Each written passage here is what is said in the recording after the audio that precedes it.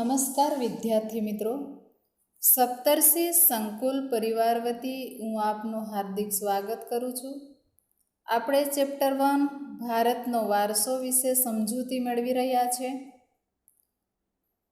એ ભારતના વારસાની અંદર આપણે ગયા ભાગની અંદર ગુજરાતના મેળાઓ વિશે ચર્ચા કરી. હવે આ ભાગમાં આપણે ભારત ભૂમિ અને તેના લોકો વિશે ચર્ચા કરીએ.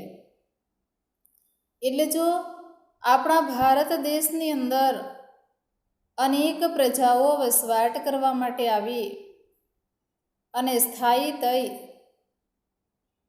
અને એકબીજાના મહાનંદમાં ભળી ગઈ અને એ ભારતની અનેક પ્રજાઓ છે એના વિશે આપણે આજે ચર્ચા કરીએ. તો જો આપણા ભારત દેશનો જે વારસો છે, વિવિધતાપૂર્ણ વારસો છે, ભાતીગળ વારસો છે અને આપણા ધોરણ 9ની અંદર પણ અભ્યાસ કરી ગયા છે કે આપણો ભારત દેશ એ પહેલા સૌથી સમૃદ્ધ દેશ હતો. આપણો ભારત દેશ આઝાદ થયો એ પહેલાં પણ આપણો ભારત દેશ એ ખૂબ જ સમૃદ્ધ દેશ ગણાતો હતો અને આપણા ભારત દેશની સમૃદ્ધિથી આકર્ષાઈને અનેક વિદેશી પ્રજાઓ આપણા ભારત દેશમાં શાસન કરવા આવી અને એ પ્રજાઓ શાસન કરવા આવી અને આપણા ભારત દેશની અંદર પોતાની સત્તા સ્થાપિત કરી દીધી. એ ધોરણ 9ની અંદર આપણે ચર્ચા કરી ગયા છે. ફિરંગીઓ છે, ડચ વલંદા પ્રજા છે, અંગ્રેજો છે, એવી ડેનમાર્કની ડેનિશ પ્રજા છે, એવી અનેક પ્રજાઓ આપણા ભારત દેશમાં શાસન કરવા આવી અને એના પરિણામે આપણા ભારત દેશની અંદર લગભગ બધી જ જાતિના તત્વો મળી આવે છે. હવે આ ધોરણ 10ની અંદર આપણે અહીંયા ચર્ચા કરીએ કઈ કઈ પ્રજાઓ આવી. એમાં ભારતમાં દ્રવિડ પ્રજા એ સૌથી પ્રાચીનતમ પ્રજા તરીકે એની ગણના થાય છે. બરાબર, દ્રવિડ પ્રજા એ સૌથી પ્રાચીનતમ પ્રજા તરીકે એની ગણના થાય છે. કે ભારતમાં સૌથી પ્રાચીન પ્રજા કઈ હતી તો કઈ આવશે? દ્રવિડ પ્રજા.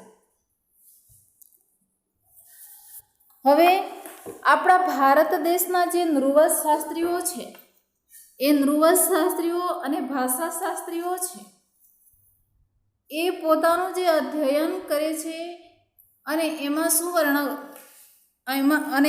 વર્ણવે છે કે દ્રવિડો અને બીજી 6 જેટલી ભિન્ન ભિન્ન પ્રજાઓ પણ અહીં રહેતી હતી. એના વિશે આપણે ચર્ચા કરીશું. એમાં પહેલું છે નેગ્રીટો એટલે કે હબસી પ્રજા. હવે નેગ્રીટો કે હબસી પ્રજા એ ભારતની સૌથી પ્રાચીન નિવાસી પ્રજા છે. એ નેગ્રીટોને નિગ્રો તરીકે પણ ઓળખવામાં આવે છે, હબસી પ્રજા તરીકે પણ ઓળખવામાં આવે છે અને એ પ્રજા ભારતની સૌથી પ્રાચીન પ્રજા છે. અને આ નેગ્રીટો એ આપણા ભારત દેશમાં કઈ રીતે આવી હતી તો આફ્રિકામાંથી આવી હતી અને આફ્રિકાના બલુચિસ્તાનના રસ્તે થઈ આપણા ભારત દેશમાં આવી હતી આ પ્રજા. અને નેગ્રીટો પ્રજાની શારીરિક વિશેષતા શું હતી એ આપણે જોઈએ. જો પરીક્ષાની અંદર પ્રશ્ન પૂછી શકાય છે કે નેગ્રીટો કે હબસી પ્રજાની શારીરિક વિશેષતા જણાવો, તો શારીરિક વિશેષતાની અંદર નેગ્રીટો કે હબસી પ્રજા એ વર્ણે શ્યામ હતી, 4 થી 5 ફૂટ ઊંચા અને માથે વાકડિયા વાળ ધરાવતી આ પ્રજા હતી. બરાબર, વર્ણે કેવી દેખાતી હતી? શ્યામ અને 4 થી 5 ફૂટ ઊંચા અને માથે કેવા વાળ ધરાવતા હતા? વાકડિયા વાળ ધરાવતા હતા. કે વર્ણેશ્યામ 4 થી 5 ફૂટ ઊંચા અને માથે વાકડિયા વાળ ધરાવતી આ પ્રજા હતી. કે જો નેગ્રીટો એ સૌથી પ્રાચીન નિવાસી પ્રજા છે. આ નેગ્રીટો કે હબસી પ્રજા આફ્રિકામાંથી બલુચિસ્તાનના માર્ગે આપણા ભારત દેશમાં આવી હતી.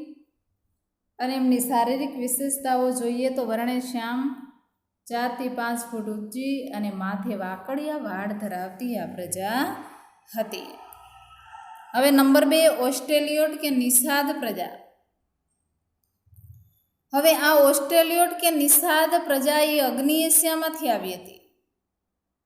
જ્યારે નેગ્રીટો પ્રજા ક્યાંથી આવી હતી? આફ્રિકામાંથી. અને ઓસ્ટ્રેલિયોટ પ્રજા ક્યાંથી આવી હતી? અગ્નિ એશિયામાંથી આવી હતી. અને એમની શારીરિક વિશેષતા કઈ હતી? તેઓ રંગે શ્યામ, લાંબુ અને પહોળું માથું, ટૂંકું કદ, ચપટું નાક ધરાવતી આ પ્રજા હતી.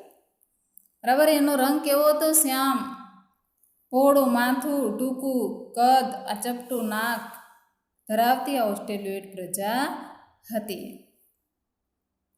હવે આપણા ભારત દેશની અંદર જે આર્યો પ્રજા આવી હતી અને આર્યો આ ઓસ્ટ્રેલિયોઇડ પ્રજાને નિષાદ તરીકે ઓળખતી હતી અને એના કારણે એને નિષાદ પ્રજા તરીકે પણ ઓળખવામાં આવે છે હમણાં.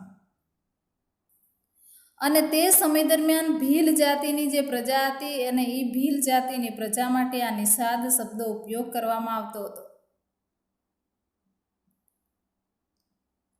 આમ આપણા ભારત દેશની સંસ્કૃતિમાં આ ઓસ્ટ્રેલિયોઇડ પ્રજા પણ ભળી ગઈ.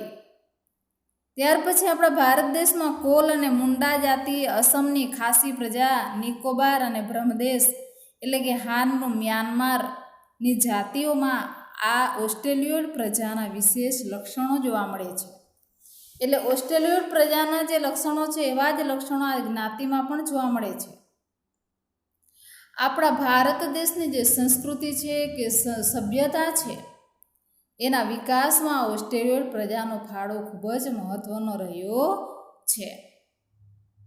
હવે આ ઓસ્ટ્રેલિયોઇડ પ્રજા કયું કયું કાર્ય કરતી હતી?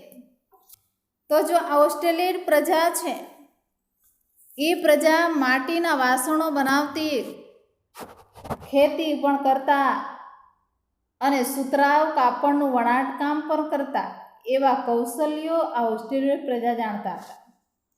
એટલે ઓસ્ટ્રેલિયોઇડ પ્રજા કયા કયા કાર્યો કરતી? તો માટીના વાસણો બનાવવા, ખેતી કરવી, સુતરાઉ કાપડનું વણાટકામ કરવું જેવા કૌશલ્ય આ પ્રજા ધરાવતી હતી.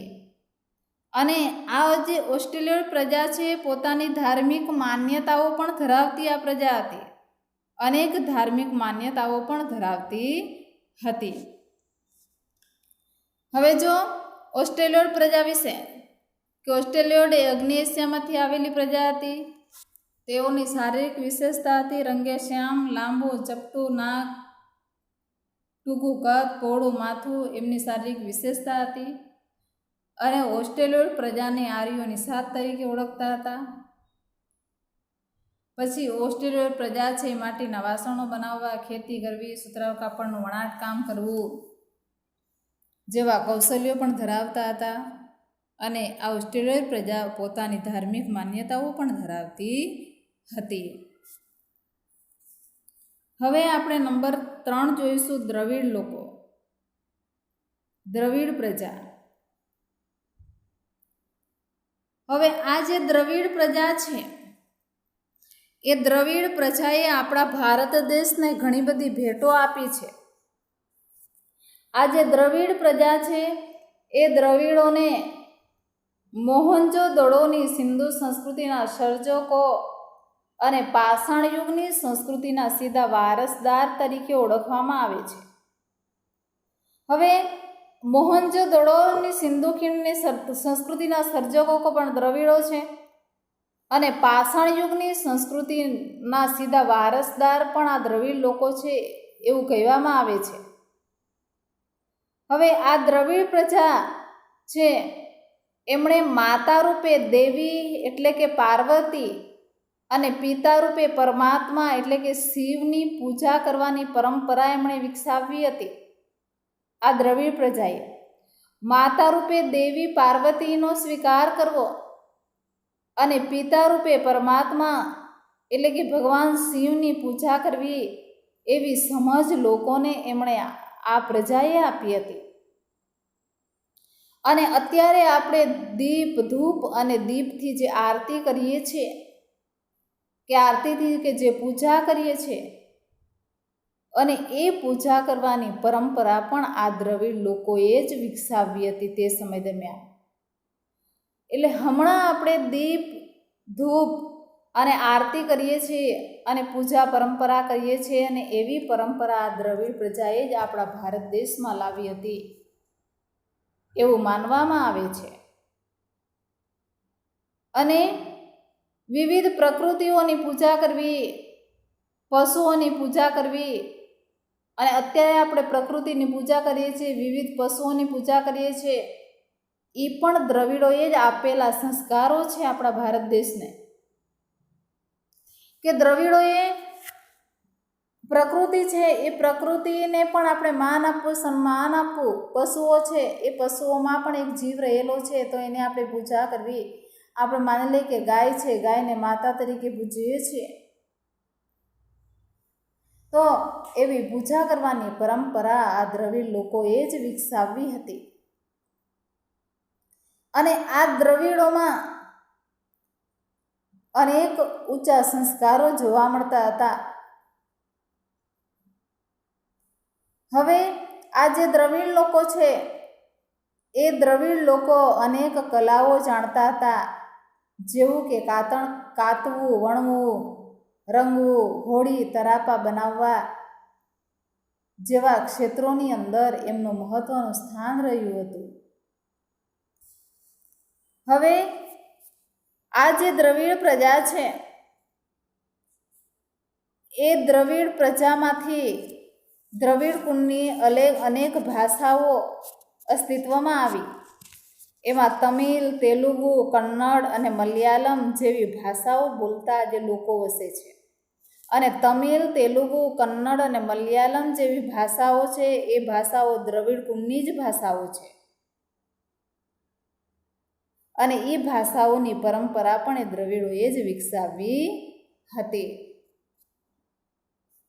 હવે આ રીતે દ્રવિડ પ્રજા આપણા ભારત દેશમાં આવી અને એ પ્રજાથી અનેક આંતરજ્ઞાતીય લગ્નો સંબંધો પણ બંધાવા લાગ્યા. હવે આમાં ઘણા બધા જે વાક્યો છે એ આપણે યાદ રાખવા જેવા છે. હવે જો તમને પ્રશ્ન પૂછાય કે મોહનજો-દડોની સિંધુ સંસ્કૃતિના સર્જકો અને પાષાણ યુગની સંસ્કૃતિના સીધા વારસદારો કોણ ગણાય છે, તો કોણ આવશે? દ્રવિડો. ત્યાર પછી કઈ પ્રજાએ માતા રૂપે દેવી અને પિતા રૂપે પરમાત્માનો વિચાર આપ્યો? કઈ પ્રજા આવશે? દ્રવિડ લોકો. પછી કઈ પ્રજાએ દીપ, ધૂપ અને આરતીથી પૂજા કરવાની પરંપરા વિકસાવી હતી? તો કઈ પ્રજા આવશે? દ્રવિડ લોકો. અને આ રીતે આ પ્રજાના વિવિધ આપણે લક્ષણો જોયા. હવે આપણે નંબર 4 જોઈએ, અન્ય પ્રજાઓ. આપણે જે અનેક પ્રજાઓ જોઈ, નેગ્રીટો, ઓસ્ટ્રેલિયો, દ્રવિડો, અને દ્રવિડો ઉપરાંત અન્ય કઈ પ્રજાઓ આપણા ભારત દેશની અંદર શાસન કરવા આવી? એમાં મોગોલોઈડ, અલ્પાઈન, ડિનારિક અને આર્મનોઈડ પ્રજાઓ પણ આપણા ભારત દેશમાં આવી. હવે મોગોલોઈડ પ્રજા છે એ પ્રજા ઉત્તર પશ્ચિમ ચીનમાંથી તિબેટ દેશમાં થઈને આપણા ભારત દેશમાં આવી હતી. અને એ પ્રજા આસામ, સિક્કિમ, ભૂતાન, પૂર્વ બંગાળ વગેરે રાજ્યોમાં વસવાટ કર્યો એવી પ્રજાઓએ, અને સમય જતાં ધીરે ધીરે ભારત દેશમાં એનું ભારતીયકરણ થવા લાગ્યું. આ મોગોલોઈડ પ્રજા છે એનો વર્ણ, એનો દેખાવ પીળા રંગનો હતો, ચપટો ચહેરો હતો, ઉપસેલા ગાલ અને બદામ આકારની આંખો જેવા શારીરિક લક્ષણો આ પ્રજા ધરાવતી હતી, કે જેને આપણે મોગોલોઈડ પ્રજા તરીકે ઓળખીએ છીએ. અને મોગલોઈડ લોકો એનો વર્ણ પીળો હતો અને એ લોકો પીળા વર્ણના હોવાથી તેને કિરાત તરીકે પણ ઓળખવામાં આવતા હતા. કે આ જે પ્રજા છે મોગલોઈડ પ્રજા, અને એ પ્રજાનો વર્ણ પીળો હોવાથી આ પ્રજાને કિરાત તરીકે પણ ઓળખવામાં આવતા હતા. અને ત્યાર પછી આ મોગલોઈડ પ્રજા પછી બીજી અનેક પ્રજાઓ આવી.